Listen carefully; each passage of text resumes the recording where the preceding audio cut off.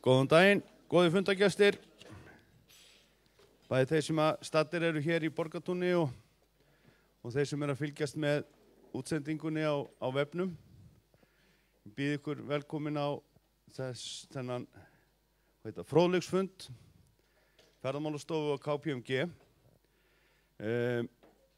Ferðamálastofa hefur verið á undanförnum misserum að efla söfnun áreiðanlegra gagna ferðaþjónustuna og einnig að auka greiningar og rannsóknir og það er í samræmi við stefnu stjórnvalda að það sé mikilvægt að vita meira þessa atvinnugrein sem skiptir nú orðið svo miklu máli í hagkerfinu. Með auknum gögnum og þekkingu þá má líka efla rannsóknir og greiningar og það er það sem við höfum verið að styrkja okkur í og það hafa svo sem margir aðilar einnig verið að gera og það er mikilvægt að sem flestir komi að þessu. Við þekkjum náttúrulega greiningardeildir bankana sem hafa verið duglega við þetta og einnig háskólarnir og rannsóknardeildir innan þeirra, samtök í atvinnulífi, einstök fyrirtæki og opinberar stofnanir og sífellt eykst það framboð af upplýsingum og þekkingu sem er aðgengileg fyrir ferðaþjónustuna til þess að byggja sína ákvörðunartöku á. Nú er í annað sinn sem að Ferðamálastofa fær KPMG til liðs við sig til þess að gera úttekt á rekstri fyrirtækja í ferðaþjónustu. Það er mikilvægt í þessu eins og öðru að hafa staðreyndir til þess að tala út frá. Það hefur verið gert ráð fyrir því almennt í umræðu á undanförnum misserum að afkoma í ferðaþjónustu sé sífellt að versna og það hefur sjálfsagt ekki skánað á þessu ári með þeim samdrætti sem varð í kjölfarið á brotthvarfi WOW. Við verðum hins vegar að bíða eftir þeim tölum þar til næsta ári en núna förum við yfir tölur sem og samantekt sem KPMG hefur unnið varðandi afkomuna á síðasta ári, sem 2018. Í þessari rannsókn þarf að reiða sig á upplýsingar frá fyrirtækjunum og KPMG og Ferðamálastofa hafa leitast við að safna þessum upplýsingum. Það er mikilvægt að brýna fyrir fyrirtækjum að þegar við förum á stað eftir áramót að þau skili inn að verði örlátari á upplýsingarnar til þess að við getum verið sem fyrst með upplýsingar. En tölurnar fyrir 2018 voru tvískiptar, það var birt í vor fyrir hótelin en núna er nægjanlegt komið fyrir allar atvinnugreinarnar eða allar hluta ferðaþjónustunnar. Fyrirkomulag fundarins er eins og í fyrra að Alexander Edvardsson, endurskoðandi og partner hjá KPMG sem hefur stýrt gerð þessara úttektar, fer yfir hana og í kjölfarið að þá er boðið upp á spurningar og umræður úr sal. Gjörðu svo vel, Alexander.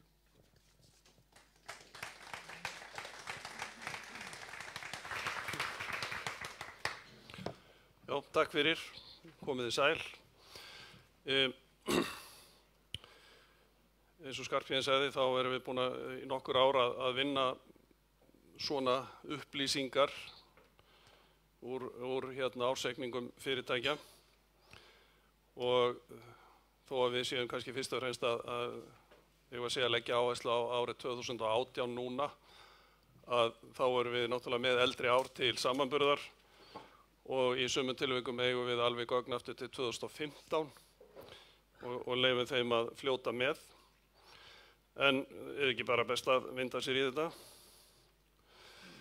Ef við horfum á svona ytra umhverfi atvinnugreinarinnar á síðasta ári að þá lækkaði gengi krónunnar gagnvart helstu gjaldmiðlum, sem sjáið evrun og pund og dollar, krónan lækkaði umtalsvert. En hún er samt ennþá sterkari í árslok, eða var það í árslok 2018 heldur en hún var í árslok 2015. Og þegar maður horfir á þetta og segir ok, það eru krónan er að lækka og ferðaþjónustan að selja mikið af sinni þjónustu í erlendri mynt, að þá hljóta tekjurnar að hafa aukist.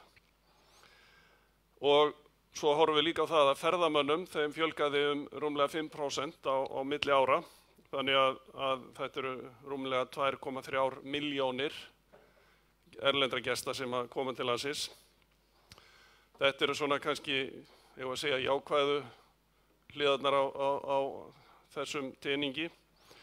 En síðan á móti kemur að það urðu umtalsverðar kostnaðarhækkanir á árinu. Launavísitalan hækkaði ca. 6,5%, byggingavísitalan rúm 4% og neysluvísitalan rúm 3%. Þannig að þetta tekur þá í kostnaðarliðina.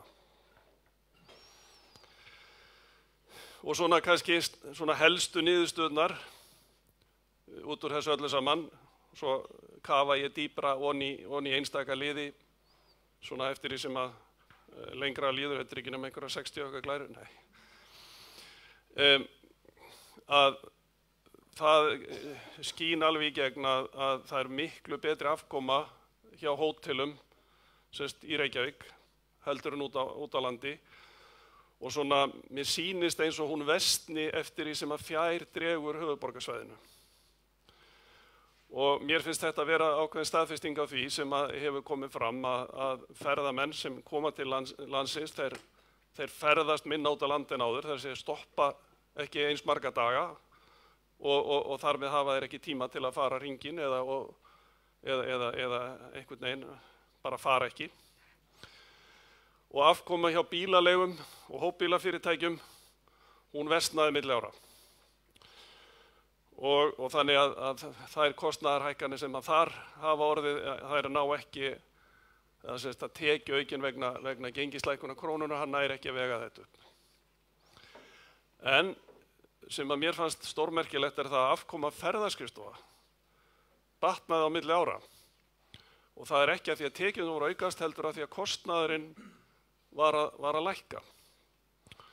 Og skoða þetta betur á eftir, að mér fannst þetta mjög merkilegt vegna þess að manni finnst svona kannski eins og ferðaskrifstofu sé eitthvað svona fyrirtæki sem að þurfa í raun og veru að finna kannski nýjan tilverugrundvöll, sko, þegar að menn eru meira og meira að bóka og gera hlutina sjálfur á netinu. En afkoma afþreyingafyrirtækja stóð nánast í stað á milli ára í þeim fyrirtækjum sem að þarna voru til skoðunar. Það jukust tekjur á milli ára en EBITDA-framleiðin í prósentu lækkaði. Og hagnaðurinn lækkar sem hlutfall af, bæði í krónum og hlutfall af tekjum. Og kannski það sem að maður tekur, þegar maður horfir svona yfir þessa mynd, er það að manni finnst svona rekstur afþreyingafyrirtækja vera dálítið mikið á fleygiferð, það er að breytast mikið á milli ára og þetta er svona, það er mikið að gerast þar. Ferðaskrifstofur er þetta miklu stabílli rekstur. Við sjáum, eftir að fara yfir bílaleigur og hópbílana, það er svona, já, það er svona ákveðin stöðunin í því líka. Og það er betra að eiga hótel í Reykjavík heldur en út á landi, samkvæmt þessu. Og ef við byrjum á því að kíkja þá á þessar tölur fyrir hótelin út á landi, að bara svona til að segja ykkur að þá var ég svona að reyna að kanna þau svör sem ég fékk frá hótelfyrirtækjum, af því að ég get ekki farið í ársreikninga þessara fyrirtækja og tekið upp þær upplýsingar sem ég er að sýna ykkur vegna þess að þær eru ekki veittar í ársreikningunum brotna niður á landshluta eins og ég fæ þær frá þessum fyrirtækjum. Þannig að það er ekki hægt að vinna þessa könnun með þessum hætti nema með upplýsingum frá fyrirtækjunum sjálfum. Og miðað við þetta sem að þarna kemur fram að þá hef ég verið með svona það bil 56% svörun miðað við þau hótelherbergi sem eru í boði. Og þær töflur og þær upplýsingar sem koma hérna á eftir, þetta er allt saman bara prósentutölur, það er að segja hver kostnaðarliður eða tekjuliður sem prósentu af heildartekjum. Og þannig er þetta sett fram að því að það í sjálfu sér hefur engan tilgang að birta einhverja krónutölur vegna þess að ég náttúrulega bara með hluta af atvinnugreinin en samt tel ég við mig vera með það stóran hluta að þetta séu marktækar upplýsingar. Og þið verið aðtöða það að allar þessar tölur eru meðaltöl. Það er bara tekið allt saman, allar þær tölulegu upplýsingar sem ég fæ og þetta er semst meðaltalið sem kemur út úr þessu. Og svona kannski þessar helstu niðurstöður að hótelin í Reykjavík, á Suðurlandi og Suðurnesjum eru skila rekstrar hagnaði og þegar við tölum með rekstrar hagnað þá er það náttúrulega afkoma fyrir fjármagnskostnað og skatta. En það er tap á Vesturlandi og Norðurlandi. Og það er eins og afkoman í Reykjavík sé svona orðin nokkuð stöðug. Þetta er bara sama prósenta nánast á milli ára sem að rekstrarhagnaðurinn er. Það er aðeins að skána reksturinn á Vesturlandi en það er samt mikið tap á honum ennþá. Norðurlandi er líka tap en það er náttúrulega mun minn en á Vesturlandi. Og Suðurlandi þá er afkoman aðeins að dabrast og líka á Suðurnesjum. Bara að segja ykkur þá eru þessar glærur unnar upp úr skýrslu sem við unnum hér fyrir nokkrum vikum og hún fer á netið hjá Ferðamálastofu í dag. Þannig að þar verða allar þessar upplýsingar og töflur aðgengilegar og miklu meiri gögn heldur en hérna.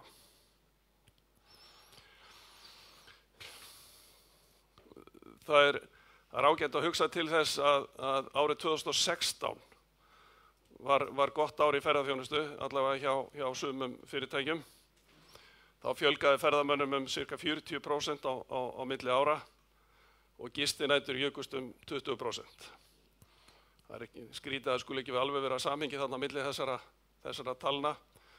Ástæðan getur verið svo að menn hafi stoppað styttra eins og talað færri daga. Og eins að óskráð gisting hafi tekið til sín talsverðan hluta af þessum mun. Á þessu ári hækkaði gengi krónunnar mikið og tekjur jukust þá bæði vegna fjölgunar ferðamanna og vegna styrkingar krónunnar og afkoman var mun betri þá 2016 bæði út á landi og í Reykjavík heldur en hin árin.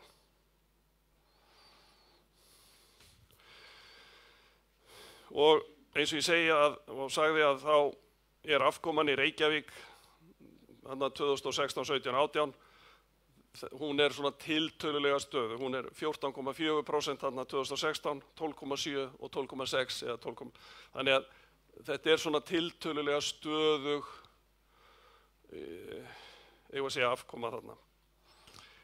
En á landsbyggðinni þá hallar undan fæti, þið sjá 2016 rétt tæp 10% í rekstrarhagnað, 17,4,8% og finnir í 3,3% 2018. Og það er svo sláandi líka í þessu að launakostnaður, hann er tiltölulega stöðugur í Reykjavík. Hann er þar 36% af tekjum, en hann er vel yfir 40% út á landi og fer hækkandi. Hann er rétt tæp 45% á árinu á síðasta ári. En þessi munur í sjálfu sér ekki það að það sé verið að greiða hærri laun út á landi. Það er, ég held að stærsta skýringin sé svo að flest hótel út á landi eru með veitingasölu eða selja meiri veitingar út á landi heldur en hér á höfuðborgarsvæðinu, sem að þýðir þá hærri launakostnað með kokka og þjóna og annað slíkt á launaskrá. Og svo eru í sjálfu sér væntanlega bæði stærð hótelana skiptir máli í þessu sambandi líka, hagkvæmni stærðarinnar og að sjálfsögðu nýting.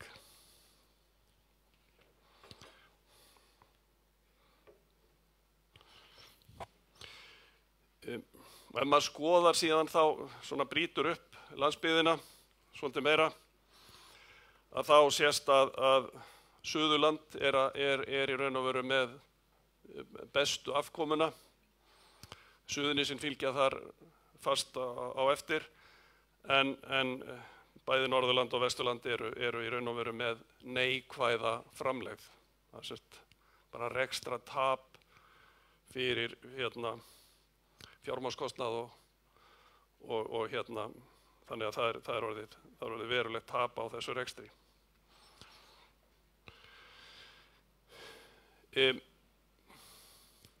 Og það náttúrulega skýrist líka af því að herbergjanýting, hún er miklu betri í Reykjavík. Mér sýndist hún vera svona það bil 84% í Reykjavík þegar ég var að reyna að sirka út úr þessum tölum sem ég fékk, en hún náði ekki 60% að meðaltali út á landi.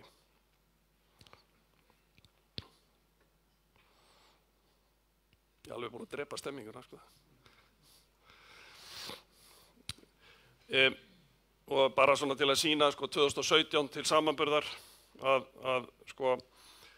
allt landið, dálkurinn lengst til hægri, þar er EBITDA framlegðin 10,4%, mismunandi náttúrulega eftir landshlutum, og 2017 er hún 10,8%, þannig að landið í heild sinni er ekkert með ósvipaða niðurstöðu, en alveg gjörólíkt eftir landshlutum.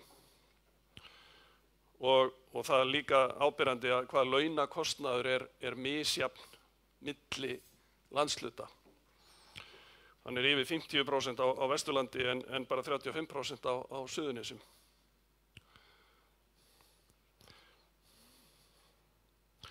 Ég gruna það að hluti af skýringar á Suðurnesjum sé svo að það er miklu minni veitingasala þar heldur en annars staðar.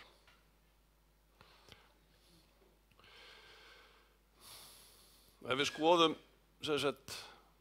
afkomin í Reykjavík alveg aftur til 2015, þá hefur hún sveiflast aðeins. Það er að segja að 2015 var ekkert sérstakt ár, en eins og ég sagði áðan, 2016 var mjög gott og 2017-18 eru svona bara, ég held í fínum gangi og þetta er á svona bara, eins og maður segir, góðri siglingu.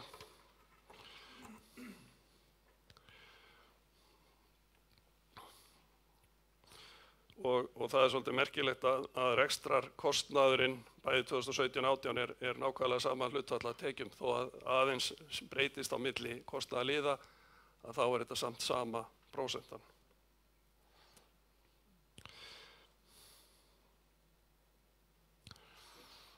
En á landsbyggðinni þá hefur þessi afkoma sveiflast miklu meira, og eins og ég segi, 2016 var gott ár. Þannig að út á landi er þá afkoman, EBITDAn er þá rétt tæp 10% en hefur farið lækkandi síðan. Og eitt sem mér finnst mjög merkilegt, og ég hef svo sem ekki rannsakað, ég bara tók eftir því þegar ég var svona að stilla þessu upp, að árinu 2015 þá verðist afkoman hafi verið betri út á landi heldur en Reykjavík. Svona, við erum alltaf að tala í meðaltölum.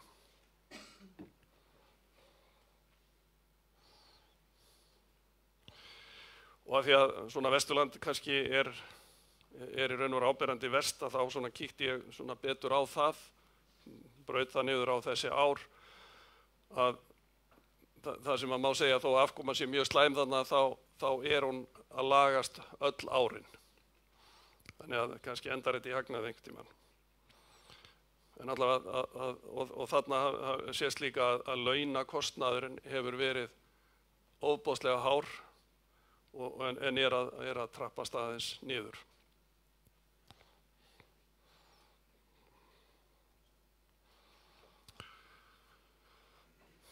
Þetta var semst hótelgeirann og svo sem kannski ekki, eins og ég segi, bara stóru fréttirnar eða fréttirnar eru þær að afkoman er miklu betri í Reykjavík heldur en út á landi. En eins og ég segi, þetta eru meðaltöl. Það eru dæmi hótel í Reykjavík sem eru rekið með tapi og hótel út á landi sem eru með hagnaði sem betur fer. Bílaleigur. Ég er með upplýsingar fyrir árin 2016, 17 og 18 og ég er með sömu bílaleigurnar öll árin. Þannig að þetta eru svona marktækara breytingar að því leitinu til að þarna erum við að tala sömu fyrirtækin fyrir þessi ár og þetta eru svona stæðstu bílaleigurnar á landinu eru þarna á meðal. Og það sem er kannski merkilegt að þegar ég var að stilla þessu upp að tekjurnar milli 2017 og 2018 þar jukust bara 1,4% hjá þessum fyrirtækjum þrátt fyrir að ferðamönnum hefði fjölgað þarna 5,5%. Og þetta finnst mér styðja það sem hefur verið sagt að menn að dvelja hér í skemmri tíma en áður og ég heyrði það að sko bílaleigurnar hefði talað það meðal útleigutíminn hefði styst það byrja 1 dag og það milli ára og það er náttúrulega ofboðslega mikil lækkun. Og það sést líka að fjöldi bíla, þetta eru 26.000 bílar þarna bæði 2017-18 og eiginlega fjölgaði ekki neitt en öll árin þar á undan þá fjölgaði bílum alveg bara verulega mikið á hverju einasta ári. Og eins og ég sagt áður að 2016 var ágætt ár í ferðaþjónustu og bílaleigurnar nutu þess. 2017 var miklu lakara og 2018 var ekki gott.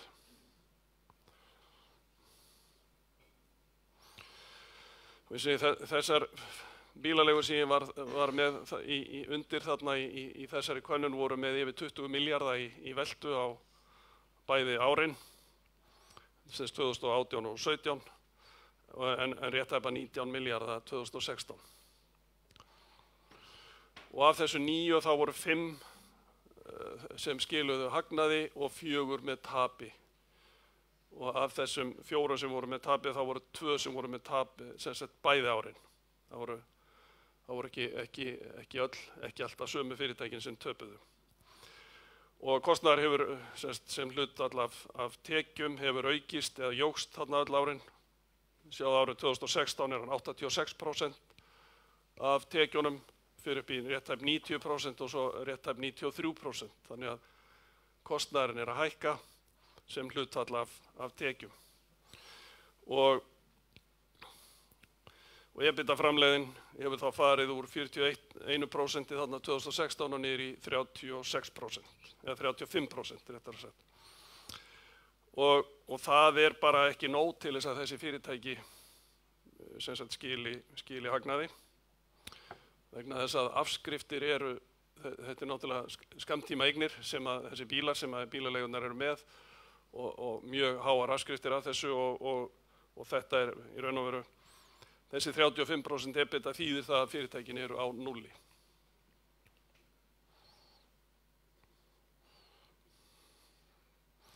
Sjáum við að hagnaður ársins 2018 sko 0,2% af tekjum.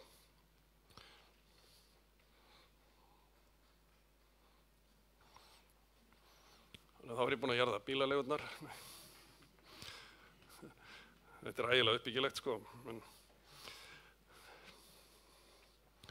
Þá komið að næstu útför. En sko, ég náttúrulega bara að taka upp tölur úr ársreikningum fyrirtækjana, þannig að ég ekki að búa neitt til, nema bara ég að stilla þessu saman. Og sama með hópbílafyrirtækin, ég með undir í þessari skoðun eða könnun voru 7 fyrirtæki og ég var að segja stæðstu fyrirtækin á svona markaðnum eru þar á meðal. Og það var semst tap að meðaltali bæði 2017-18 en afkoman semst 2016 var semst í járnum. Þetta fína ferðamanna ár. 2015 var ágætis ár hjá þessum fyrirtækjum.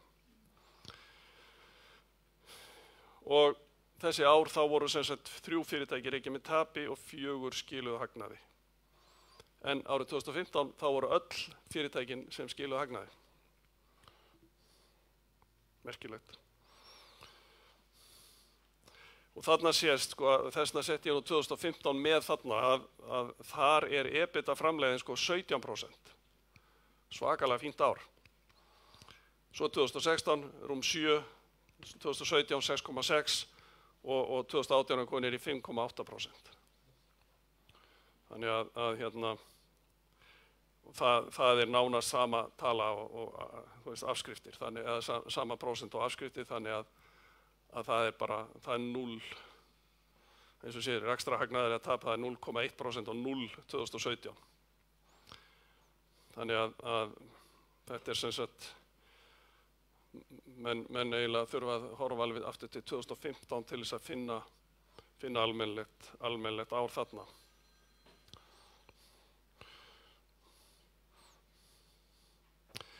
Og svona, það eru 3 fyrirtæki sem það eru 3 sem skiluðu tapi þessi á árinu 2018 og það semst 2 af þeim 3 skiluðu tapi öll árin. 1 skilaði tapi í 2 ár og 1 tapaði í 1 ár. Þannig að þetta er ekki alltaf það er ekki alltaf sömu fyrirtæki sem tapa, en það er semst tap. Og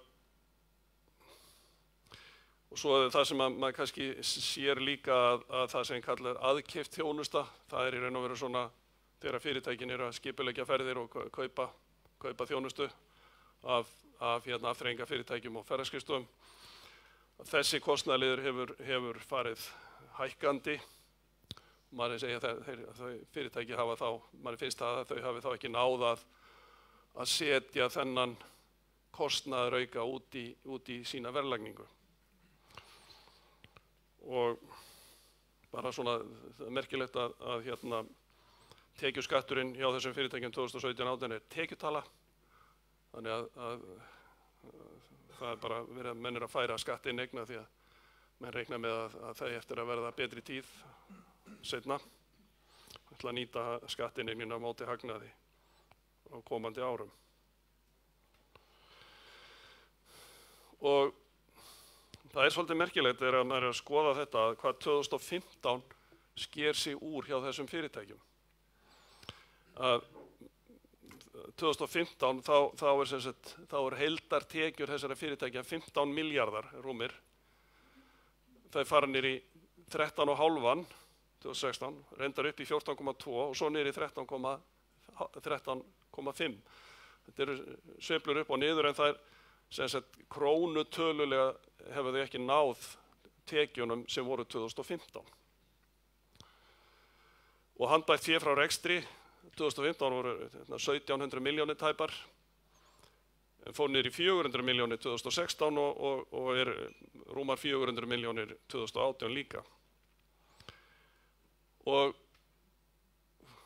þetta góða ár hefur sennilega hvatt menn til þess að fjárfesta, vegna þess að þarna í þessum fyrirtækjum er fjárfestir í tæpa 4 milljarða nettó árinu 2015 en er komið niður í 729 milljónir árinu 2018. Þannig að já, þetta er svona, mér finnst þetta ansi merkilegt. Menn eru sem sagt að taka einhver ákvarðanir þarna út frá árinu 2015 sem var rosalega gott, en þetta hefur ekki endurtekið sig. Maður segir það er ekki ein augljós skýring á lækkun tekna á milli ára þarna og versnandi afkomu og örugglega mjög margar skýringar á þessu. Ég hendi hérna upp, það getur verið aukin samkeppni frá fyrirtæki sem er ekki innifalin í þessari könnun. Það eru ýmis svona minni fyrirtæki sem eru að sprikla á þessum markaði. Það hafa hreinlega verið verðlækkanir og má segja undirboð, það er svo sem tíðkast svo sem líka bæði hefur verið í hótelgeiranum og bílaleigunum á svona, þegar er svona, eins og maður segir á góður íslensku off-season. Og síðan er náttúrulega mikil samkeppni og hefur við séð og heyrt vegna bara erlendra rútufyrirtækja sem er að koma til landsins og menn eru með erlendar rútur hér í rekstri meira og minna yfir sumarið og borga enga skatt og skyldur og eru með menn á einhverja lágmarkslaunum þar. Það getur verið að breyting á neyslumynstri ferðamanna hafi þarna áhrif.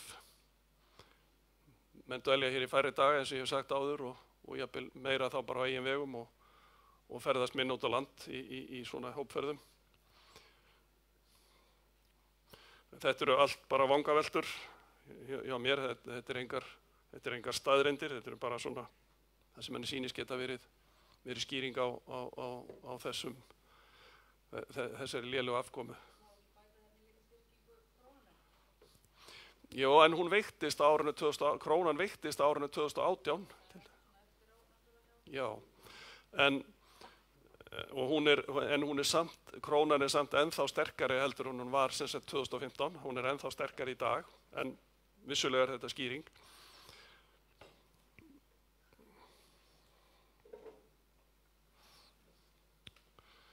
Afþreyingarfyrirtæki.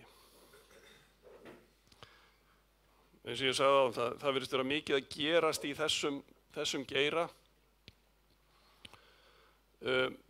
Þarna náðum við í upplýsingar, þetta er svona fyrsta sinn sem við í raun og veru okkur tekst eða við náum svona utanum, ég var að segja þennan geira, svona ég var að segja einhverju viti.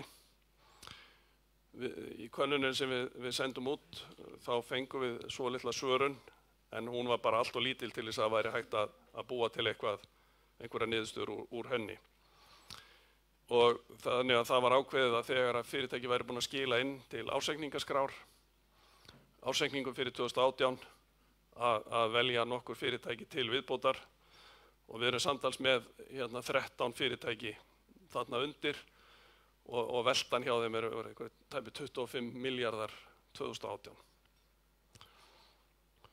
Og þessum árum, bæði 2017 og 2018, þá voru 5 fyrirtæki sem voru rekin með tapi, en í flestum tilvikum var það mjög óverulegt. Þetta voru lágar fjárhæðir sem það var í tap, og þá voru 4 af þessum 5 sem voru með tapi bæði árin.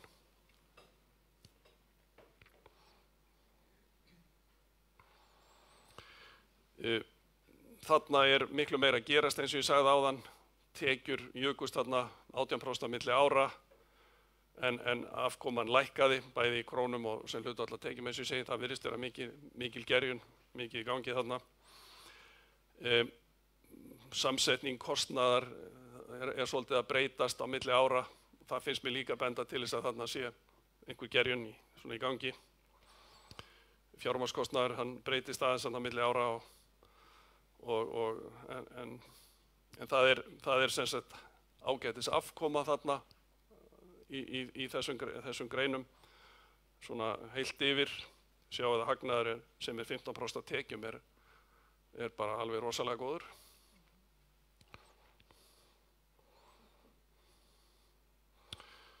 Ferðaskrifstofur. Og þannig er það sama, þannig erum við fyrsta sinn að taka saman upplýsingar ferðaskrifstofurnar. Við vorum með 9 ferðaskrifstofur þarna undir, og það er þá bara þær sem eru að sinna ferðamönnum sem koma til landsins, ekki þeirra sem er að selja í sólarlandaferðir eða eitthvað svoleiðis. Og við reyndum að velja svona stærstu fyrirtæki sem væru svona í þessum bransa.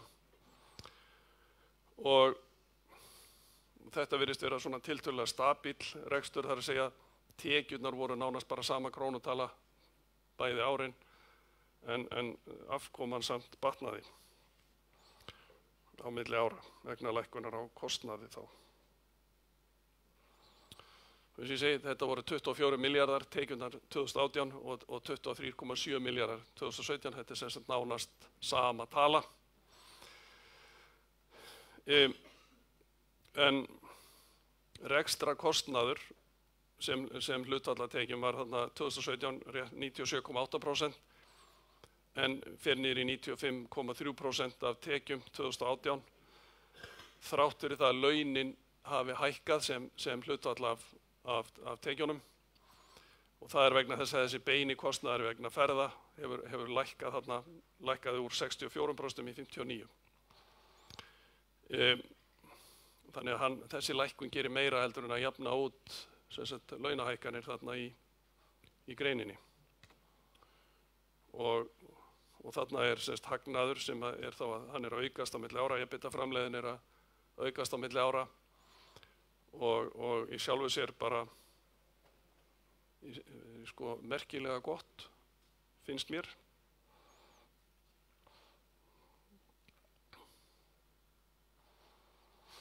Við séum afkoman að meðaldali góð og aðeins eitt fyrirtæki skilaði lítilsháttar tapi 2018 og 2017 voru 4 með svona lítilsháttar tap. Og það sem að mér svona flög í hugan þegar ég var að horfa á allar þessar töluleikvimi bæði fyrir afþreyingafyrirtækin, hópbílafyrirtækin og hótelin og annað slíkt að það sem að hópbílar og hótel eru stóri viðskiptavinir hjá ferðaskrifstofum og þær hafa náð að lækka sinn kostnað að þá hljóta tekjur hjá þessum fyrirtækjum að hafa lækkað og það gæti verið skýring á þessu að þarna í raun og veru afkoman að flytjast á milli greina svolítið.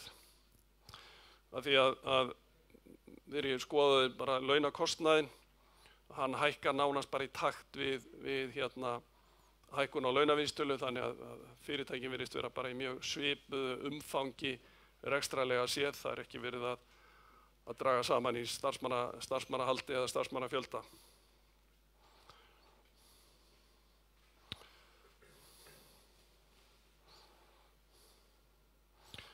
Þannig að ég mér tókst að slátra 2-3 atvinnugreinum.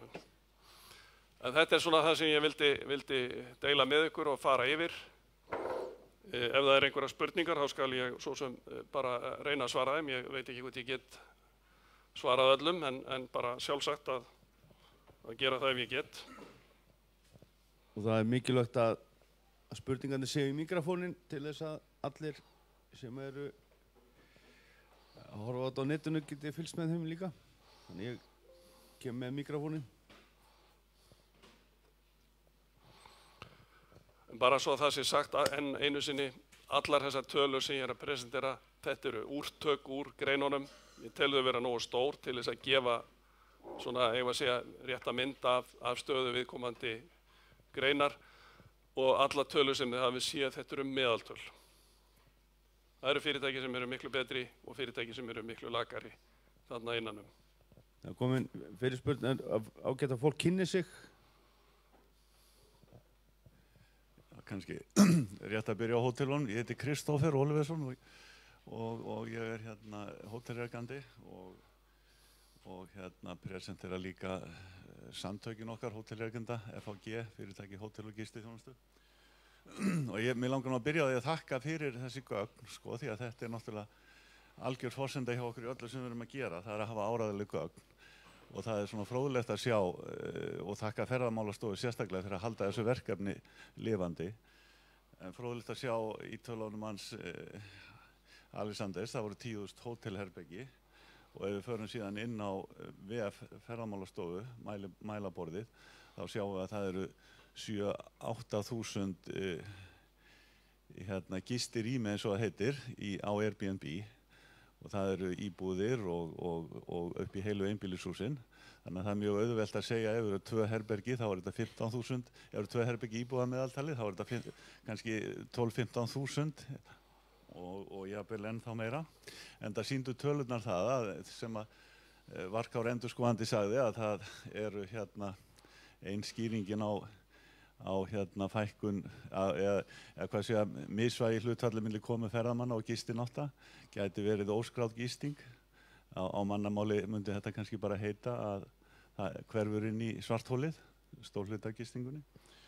En það sem athyglisvert, sko, og út úr þessu kemur að það mjög erfitt að reka hótel út á landi og það sem mig langar að vekja athygli á, sko, það hver eru viðbrögð stjórnvalda í þessu að það var sett inn í stjórnarsáttmálann að gistináttaskattur fluttur til sveitarfélaga og hann gerður hlutfallslegur.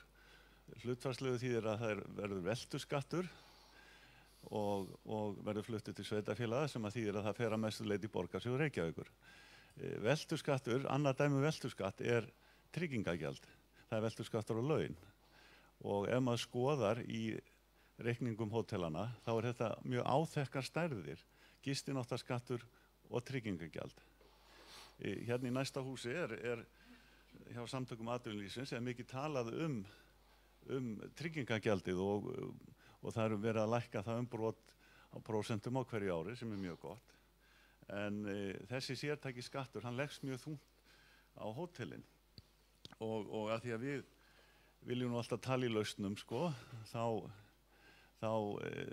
leggjum við náttúrulega mjög eindregið til að þessi skattur verið lagður niður og þá geti kannski afkoma hótela út á landi batnað eitthvað og möguleiki að byggja þar upp sem mjög erfitt núna við þessar aðstæður. En spurningin eiginlega, nú sérðu þessar tölur fyrir árið í ár og allir sem eru hér fyrir árið í fyrra, allir sem eru í rekstri þekkja það að árið í ár mun erfiðara heldur en í fyrra. Hver svona þín tilfinning fyrir árinu eða þessum fundi að ári ef að jarðarfarastemming núna?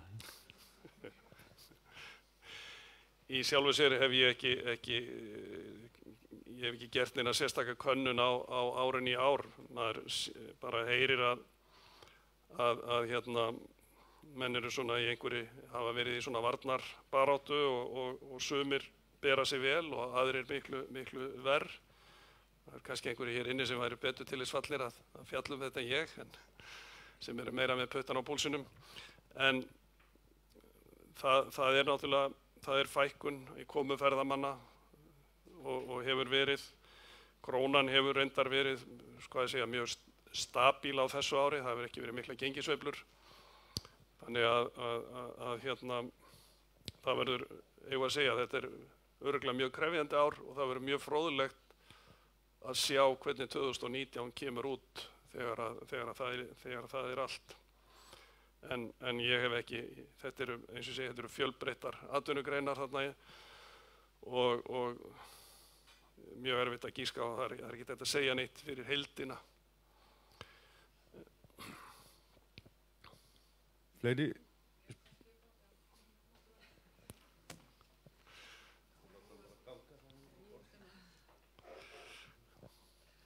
Já, góðan daginn, ég vil bara taka undir miklar þakkir bæði til Ferðamálastofu og KPMG fyrir að halda þessu áfram þó að við séum alltaf að horfa aðeins aftur á bak, við viljum auðvitað fara að horfa aðeins fram á við. Ég heiti Ásta Kristín og stýri íslenska ferðaklasanum og okkur þetta mjög hugleikið. En mér langaði bara aðeins að því að það stakk mig að vantaði þarna 2 landshluta inni og kannski bara mjög einföld skýring, kannski ekki nógu margir búin að skila gögnum með eitthvað slíkt, en mér langaði bara að það yrði þá formlega útskýrt að hverju Vestfirðir og Austurland eru ekki inn í hótel svona rýninni. Já, skýringin einfaldlega svo að gögnin sem að bárust þaðan voru ekki næg til þess að það væri hægt að birta þau. Því að eitt af því sem að við lofuðum þegar að við vorum að senda út beiðni upplýsingar til fyrirtækja var að það yrði ekki hægt að greina með neinum hætti einstök fyrirtæki út úr þessu og þegar að bara svörunin ekki næg að þá bara var ákveðið að það væri ekki skynsamlegt. Og þá má líka halda því fram að þegar að svörunin ekki nógu mikil að það var ekki þar með sagt að heldur að niðurstöðurnar gefi vísbendingu svæðið í heild sinni. Já, Bjarnheiður Hallsdóttir heiti ég og rek ferðaskrifstofu sem heitir Katla-DMI og þar á ekki formaður samtaka ferðaþjónustunnar. Það var einmitt þessi glæra sem ég langaði að spyrja aðeins út í. Ég fæ þarna 2 punkta ekki til að ganga upp. Sem sagt, gengi krónunar hækkaði mikið á árinu. Ertu þá að tala að krónan hafi styrkst? Já, það að segja, já, krónan styrkist og menn sem sagt eru að selja erlendan gjaldmiðli og fá, eða það að segja, maður horfir hérna á gengisvísitöluna 2016 að þá hækkaði sem sagt krónan gagnvart evrunum 15%, pundið 27% og 12,9% sko gagnvart dollar. En ef þú sýnir mér aftur hérna, ekki 6 eða 7? Nei, 7, já. Gengi krónar hækkaði og tekjur jukust vegna hagstæðra gengisþróunar. Þetta ekki akkurat dögugt? Ef að krónan fyrir að styrkjast þá náttúrulega það ekki hagstæð gengisþróun fyrir... Nei, ekki ef menn eru að selja í í erlendri mynt. Já. En þeir sem voru að verðleggja sig í krónum, þeir komu rosalega vel út úr þessu sko. Þeir fengu fleiri dollara en allavega að það er rétt, krónan var að styrkjast mjög mikið akkurat á þessu árinu 2016. Og svo hefur hún veikst síðan.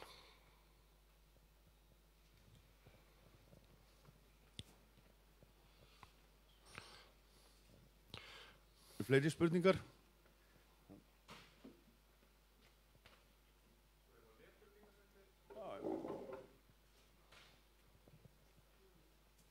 Góðan daginn, takk fyrir fróðlega samantekt. Guðrún Þóra heiti ég, forstöðumaður rannsóknarmiðstöðvar ferðamála. Getur aðeins farið betur yfir afþreyingarfyrirtækin? Eru þau flest staðsett á höfuðborgarsvæðinu, er munur á milli landsbyggðar og hvers eðlis, svona bara komið aðeins inn á hvers eðlis afþreyingarfyrirtækin eru? Af því að við vitum þau eru alltaf ólík. Já, Takk. Já, sko, í sambandi afþreyingarfyrirtækin þá reyndi ég að ná sem mestri dreifingu í sko tegundum afþreyingar. Það er erfitt að staðsetja þau á einum landshluta vegna þess að sum þeirra í raun og veru, þó þeir séu með höfuðstöðvar í Reykjavík, þá eru þeir að veita þjónustu út á landi. Og þarna voru hvalaskoðunarfyrirtæki og fyrirtæki í ferðum upp á hálendi og annað slíkt. Það er kannski rétt að komi fram að inn í þessu líka Bláa lónið. Það vigtar mjög þungt í þessu sko.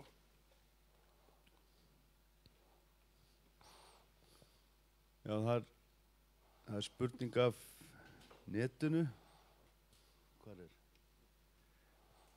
Hversu hátt hlutfall hótela gististaða eru með öll árin? Það er mjög erfitt að setja einhverjar sérstakar upplýsingar þannig hótelin vegna þess að þessi geiri hefur verið að vaxa svo mikið á síðustu árum að það er að bætast við ný hótel, fjölga herbergjum hjá þeim sem eru í könnuninni, þannig að þetta hefur allt verið á fleygiferð öll þessi ár. Þó að menn væri með sömu hótelin inni öll árin, að þá væri herbergjafjöldin allt annar á milli ára. Þannig að það er eiginlega ekki, þetta er allt öðruvísi og meiri breytingar í þessum geira heldur en til dæmis í bílaleigunum eða í hópbílafyrirtækjunum.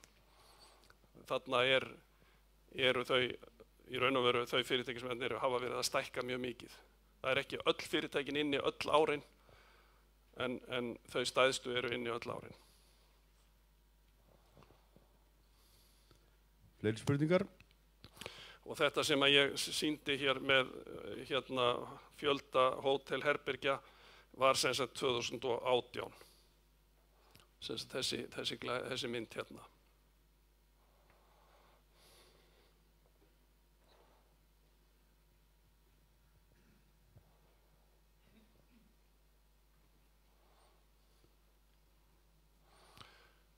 Þessum herbergjum hefur verið að fjölga mjög mikið á milli ára.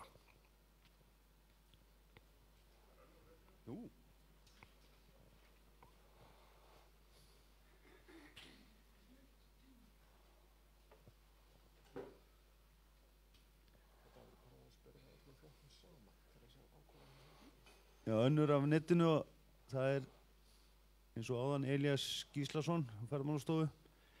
Spyr núna, hefur öllum flokkunum verið spyrt saman til að sjá afkomuna hjá heildinni?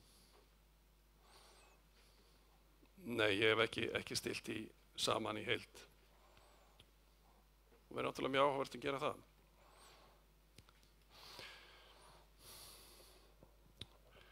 En það má segja að þetta er spurning hvernig menn ætla þá að stilla þessu saman. Ef þeir ætla að leggja þetta bara saman krónu fyrir krónu, sko, milli fyrirtækja, þá náttúrulega vikta, þá er afkoman, semst hótelin hér í Reykjavík, þau hífa upp afkomuna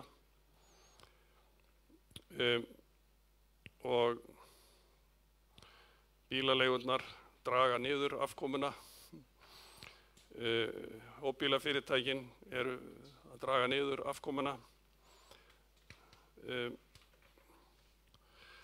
afþreyingafyrirtækin hífa upp þessa afkomu og ferðaskrifstofunar eru svona, myndi ég segja, á pari.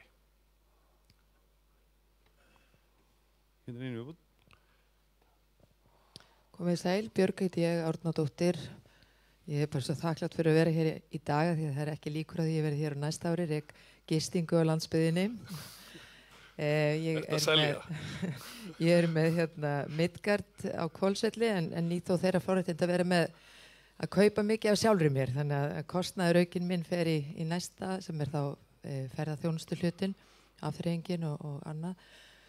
En þessar tölur komu nú alls ekki óvart með reksturinn og gistirýminu. En mér langaði kannski aðeins að ég nú formaður stjórnar markastofu Suðurlands líka sem er svona auka titill, því að það kom allir með titla hérna. En mér langaði kannski til að beina bara sömu spurningu til ferðamálastjóra eins og var beint til þín, Alexander, áðan. Hvað á ég að gera? Hvað á ég að gera á næsta ári? Hvernig verður árið mitt? Já, ég kynni nú svör við því. Það er svo sem ýmislegt að þetta gera í rekstri til þess að bregðast við en kringumstæðurnar hafa náttúrulega verið erfiðar fyrir fyrirtækin. Það sem ræður náttúrulega mestu er fjöldi ferðamanna og hversu víða þeir fara landið og hversu lengi þeir dvelja. En það er tekjuhliðin en svo á móti er kostnaðarhliðin og þar er ýmislegt sem þarf að huga að. Við höfum verið að benda á aukna sjálfvirkni og reyna að selja sem mest beint en það er svo mörg atriði sem að menn geta verið að reyna að vinna með og ég ger ráð fyrir því að flest fyrirtæki hafa verið að gera það. Þannig að ég er ekki með patentlausnir á þessu. Það er erfitt rekstrarumhverfið og það er það á þessu ári og það verður það sjálfsagt áfram. Það er að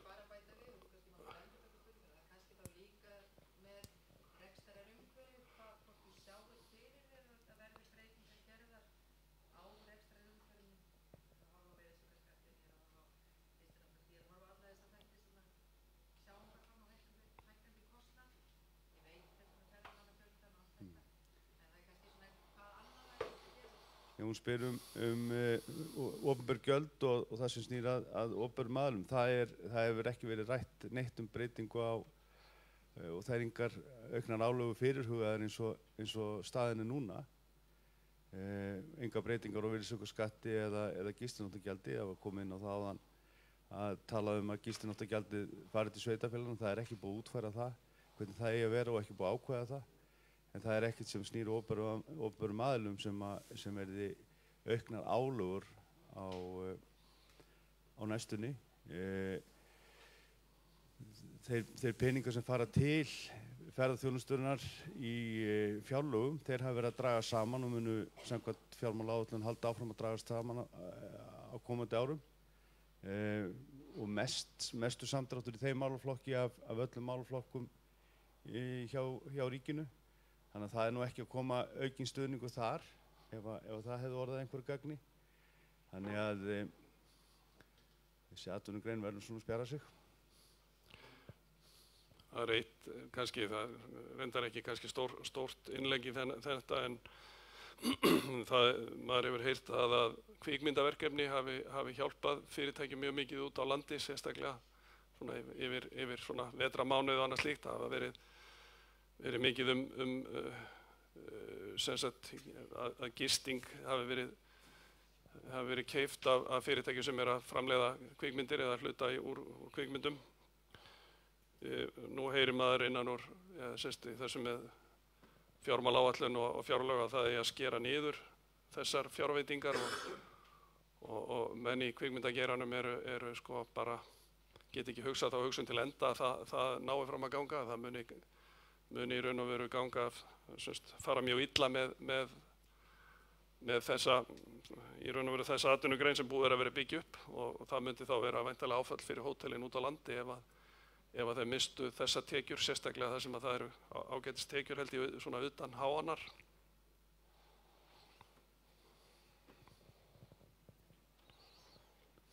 Fleiri spurningar?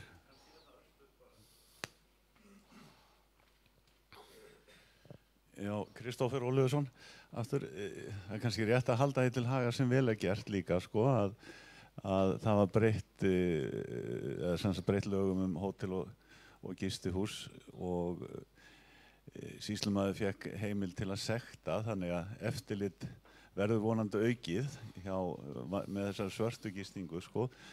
En það sem var athyglisvert að samhliða því, sko, var talningarreglum á gistunóttum breytt. Þannig að ég ætla ekki að fullyrða það, en ég óttast svolítið að menn séu svona aðeins að fikta í hitamælinum, sko, og vil vekja athygli á því að þessar tölur sem inn á mælaborði ferðaþjónustunnar, sem frá AirDNA á þessari, sem ég kalla skuggahagkerfi, að þær eru almennt viðurkendar sem bestu tölur sem hægt að fá þessi mál. Þannig að það er mikilvægt að horfa til þess og horfa til þess að fyrir 2 árum var hitamælunum aðeins breytt hjá Hagstofunni og ég held að það sé svolítið mýta hvað það hefur dregið mikið úr þessu skuggahagkerfi. En annað sem að mér langaði að spyrja það eru þessi, að því ég að tala um það sem vel gert, það eru þessi 2,5 milljarðar sem að gjaldtökunefnd átt að sækja í ferðaþjónustuna og ég heyrði fréttum í síðustu viku að hefði verið afturkallaðir, það hefði verið tekið út úr fjárlögum, var í fréttum í síðustu viku held ég, og það er mjög góð tíðindi þó að það sé sjálfur sér ekki mikið hjálp fyrir ferðaþjónustuna eins og hóta því að hækka virðisaukaskattinn og taka það svo af og það sé stórkostlegu sigur. En það rétt í að svo las ég Vilhjálm Bjarnason í Mogganum í morgun þar sem sagði að væri 1,7 milljarður í fjárlögum sem ætti að sækja í ferðaþjónustuna. Eru þessi 2,5 milljarðar farnir út? Nú þekki ég þetta ekki nákvæmlega. Ég sá þetta bara þannig að hérna í ríkisfjármálaáætlun einhverju fyrir ára hefði verið gert ráð fyrir aukningu á þessum tekjum og það væri ekki fjárlögum fyrir næsta ára. Þannig væri þetta komin, en ég þekki ekki þessa tölu sem þú ert að nefna, sem vísar í Vilhjálm.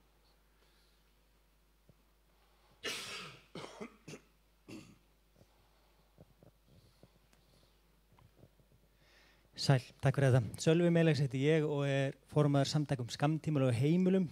Kristófer fer svona 2 sinnum frekar mikið í íbúðunar, þá ætla ég aðeins að nefna nokkra hluti.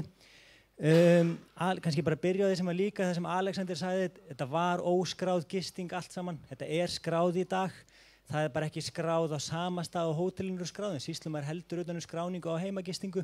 Það sama, ég held að megnið af þessum aðilum séu greiða skatta og gjöld í dag, en það eins og öðruvísi skattur, það 22% flatur fjármagnstekjuskattur sem ekki frádráttarbær og svo framvegis, þannig að þetta bara haldið öðrum stöðum. Líka, þetta ekki réttar tölur sem Kristófer að fara með, þetta ekki svona mörg herbergi, mikið af þessum eignum í 90 daga en ekki allt árið, mikið af þessum eignum líka hótelherbergi, lítil gistiheimili, eignir með leyfi og svo framvegis, þannig að þetta ekki alveg svona einfalt. Langaði bara að hafa, að fólk hafi þetta í huga líka.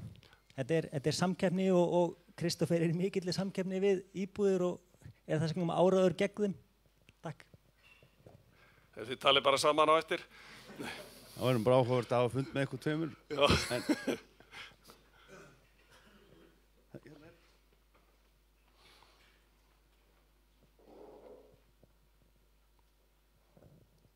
Góðan daginn, Hrafnhildur Sigurðardóttir heiti ég og ég gistiheimili á Norðvesturlandi sem eitt af köldusvæðum landsins, ekki bara hitaveitulega séð og ef maður segir þá ekki frekar ískalt. Ég að reyna að reka gistiheimili þar sem að túrisminni við veturtímanu nánast engin og ég með blandaða gistingu.